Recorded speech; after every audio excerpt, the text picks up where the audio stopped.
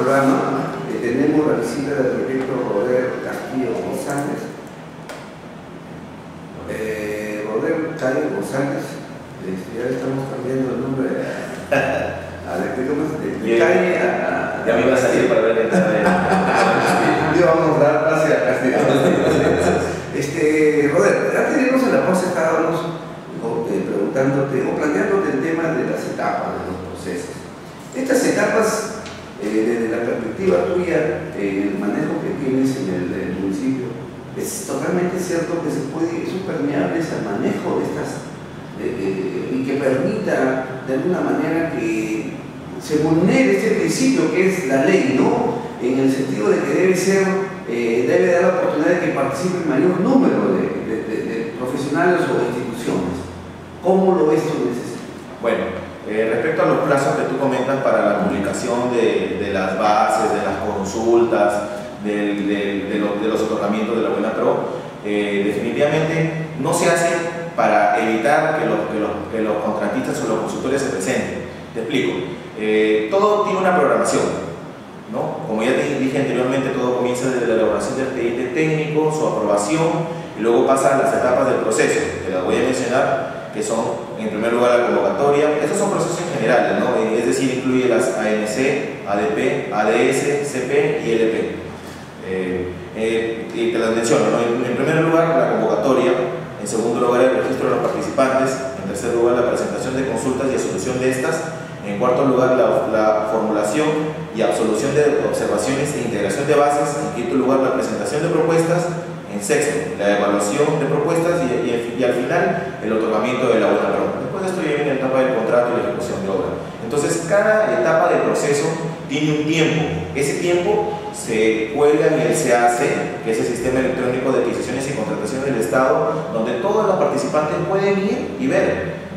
Según como vean el cronograma que se está planteando, ellos van, hacen su registro, luego presentan sus propuestas y se evalúa pues, como debe ser, ¿no? En algunos casos, lamentablemente, el tiempo en las programaciones, como tú lo has dicho, se complica. ¿En qué sentido? De que, si bien es cierto, como tú dices, no sucede siempre, algunas veces pues, se cuelgan las bases un día y a 1 o 2 o 3 días ya se está venciendo, ¿no? Sí. Pero lo que pasa es que el postor tiene que estar, un consejo que yo les podría dar, en base a mi experiencia, es que los postores, los consultores que desean participar en estas convocatorias deben de estar constantemente, diariamente, visitando las páginas donde se hace, viendo, porque todo proceso, no hay proceso que se convoque que no sea publicado. Entonces, de repente con 1, 2 o 3 o más días de anticipación, pero siempre se convoca, ¿no? Hay que estar alerta. No, definitivamente aquí pasa por el tema de ambos, ¿no? Si yo estoy interesado, debo de estar en mi quehacer técnico, supervisando, vigilando que estos plazos, por lo menos al final, podamos cumplir. Un tema también, Roder, es el siguiente. Se habla sobre este procedimiento también de concurso, que es el concurso oferta.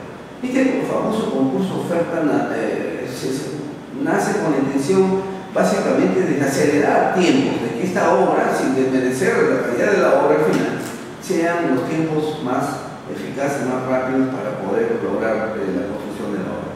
Pero nacen sus detractores como que en la práctica, lamentablemente, se da.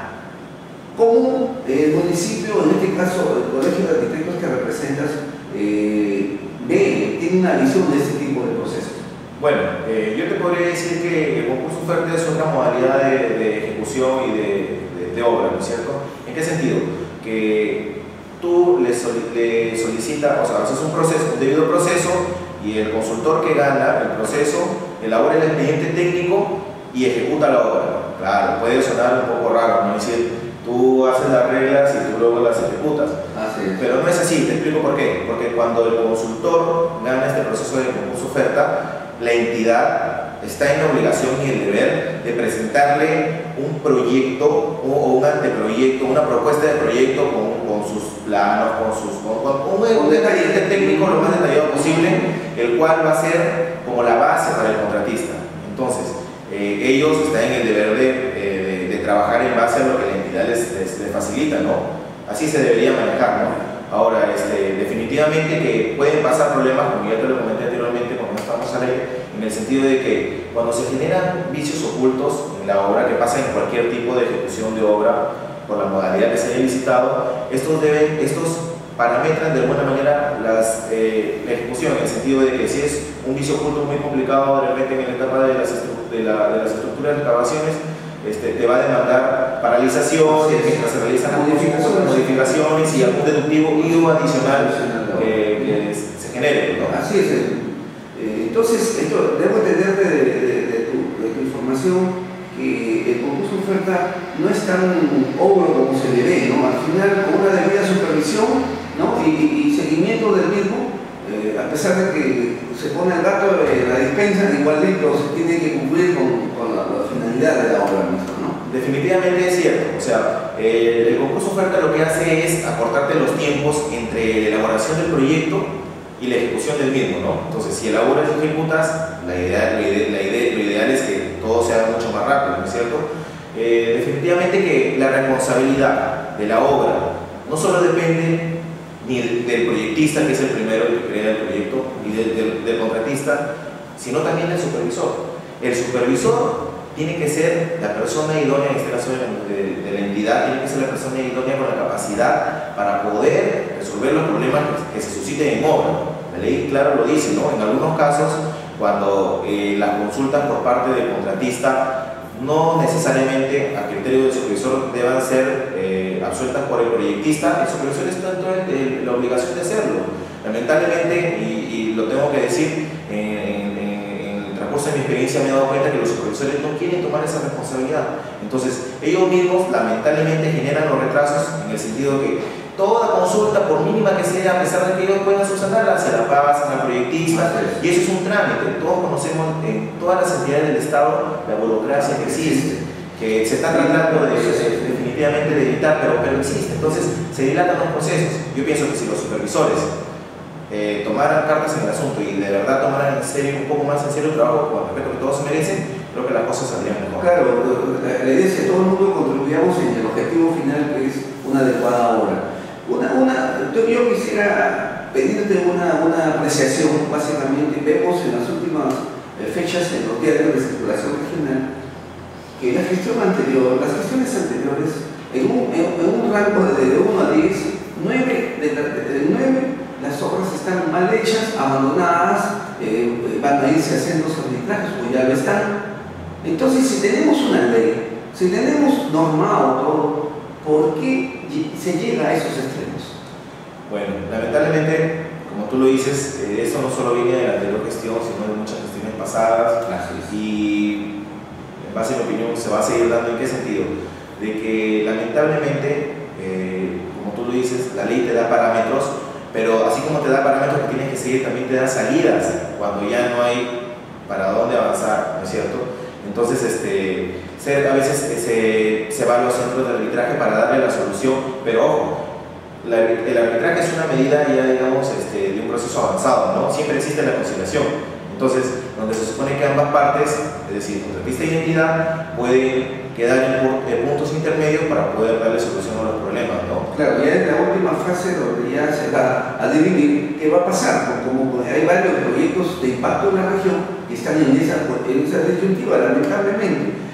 Los principios del reglamento, que es la base de la jefatura que tienes, básicamente es la moralidad, libre competencia, imparcialidad, eficiencia, transparencia, economía, vigencia, tecnología, trato justo e igualitario. Eso es importante. Pero ¿qué pasa cuando en una obra, por ejemplo, de letrinas, donde básicamente es una pequeña base de concreto, un techo de calamina, mayor cosa más, pero se exige un especialista en saneamiento básico con maestría y doctorado? Dime, ¿es correspondiente, es proporcional a esta solicitud? En todo caso, que no es el caso de ustedes, pero te lo pongo como un ejemplo, ¿no? Ya, bueno, respecto a eso te podría decir que para que se haya exigido, en ese caso, que no sé si sea real o hipotético lo que tú me estás planteando, se haya exigido la contratación de un ingeniero de saneamiento con un doctorado para el tema de letrinas, tendría que ser un poco más detallado en tu consulta, en el sentido de que un proyecto de letrinas su valor referencial puede oscilar entre 400.000 a 1.800.000. ¿Por qué? Porque normalmente los proyectos de letrinas no vienen solo, como tú dices, con el bloque de concreto y su cobertura de ligera, ¿no? Sino viene con instalaciones de redes de alcantarillado, ¿no es cierto? Entonces, yo pienso que las exigencias que se plantean en los proyectos tienen unas etapas, como ya te lo comenté anteriormente, ¿no? Tú puedes plantear la presentación de las consultas y absolución de estas, ¿no es cierto?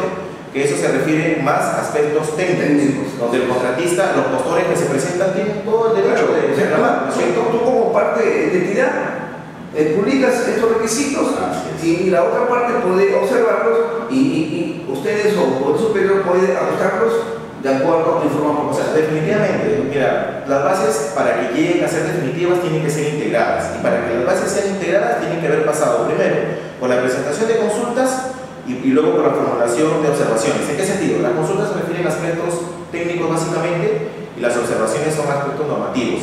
Entonces, ya cuando se han absuelto estas consultas y estas observaciones, se reintegran las bases y estas son definitivas para el proceso, para luego ir a la etapa de la revisión de los sobres técnicos y económicos, ¿no? Para luego su posible otorgamiento de la buena prueba. Entonces, definitivamente, si estuviera algún inconveniente, alguna cosa que pareciera rara o algún requisito raro dentro que le pueda parecer a un consultor, él tiene todo el derecho de presentar sus consultas y sus observaciones, ¿no? Arquitecto Rodel Ernesto Cay González, más que agradecerte, los tiempos nos ganan. Tenemos una segunda entrevista en el segundo bloque. Si tuvieras algo que adicionar, te agradecería para la audiencia de Radio Cadena Regional. Sí, en primer lugar, bueno, agradecerte a ti, agradecer a los radioescuchas. Me parece muy buena la iniciativa que tienen de invitar a los profesionales que estamos en este ámbito, ¿no es cierto?, trabajando por el pueblo, trabajando por nuestra ciudad de Piura. Y bueno, a manera de representante del Colegio de Arquitectos y también de funcionarios de la Municipalidad de Piura, decirle a la población que tenga un poquito más de paciencia, ¿no? En realidad estamos trabajando, en algunos casos en una nueva gestión, y que me crean que en este sentido estamos con toda la intención de hacer las cosas bien, ¿no? Y nos estamos esforzando para el bienestar de todos. Muchas gracias. Fue el arquitecto Rodel Rafael Ernesto Cay González, del Colegio de Arquitectos y funcionario